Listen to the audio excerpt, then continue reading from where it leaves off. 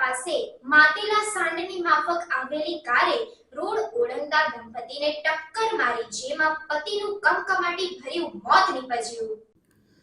લીમખેડા તાલુકાના પ્રતાપપુરા ગામે દાહોદ ગોધરા હાઈવે પર એક દંપતી રોડ પરથી પસાર થતું હતું। તે દરમિયાન ગોધરા તરફથી પૂરપાટ ઝડપે આવતી કારે દંપતીને અડફેટે લેતા પતિને ગંભીર ઇજાઓ પહોંચતા મોત થયું હતું, જ્યારે પત્ની ઇજાગ્રસ્ત કરતા સારવાર અર્થે હોસ્પિટલ ખસેડવામાં આવી હતી।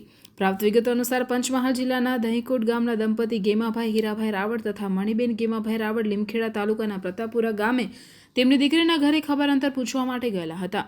ખાનગી વાહનમાંથી પ્રતાપપુરા ગામે હાઈવે રોડ પર ઉતરીને બપોરના આશરે 3:30 વાગ્યે રોડ ક્રોસ કરી દીકરીના ઘરે જતા હતા। રોડ ક્રોસ કરતી વખતે ગોધરા તરફથી પૂરપાટ ઝડપે આવતી કાર ચાલકે દંપતીને ટક્કર મારતા ગેમાભાઈ હીરાભાઈ રાવળને ગંભીર ઇજાઓ પહોંચી હતી, જ્યારે મણિબેન ગેમાભાઈ રાવળને સામાન્ય ઇજાઓ થઈ હતી।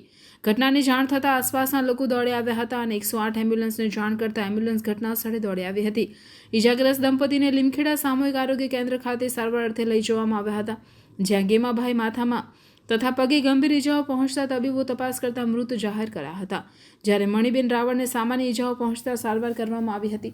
હાલ તો પોલીસે અકસ્માતવાળી કાર નંબર GJ18 AM 3894નો કબજો લઈ કાર ચાલક ભૂપેન્દ્રભાઈ ઘનશ્યામભાઈ બારોટ રહેવાસી અમદાવાદની ધરપકડ કરી કાયદેસરની ફરિયાદ દાખલ કરી વધુ તપાસ હાથ ધરી છે।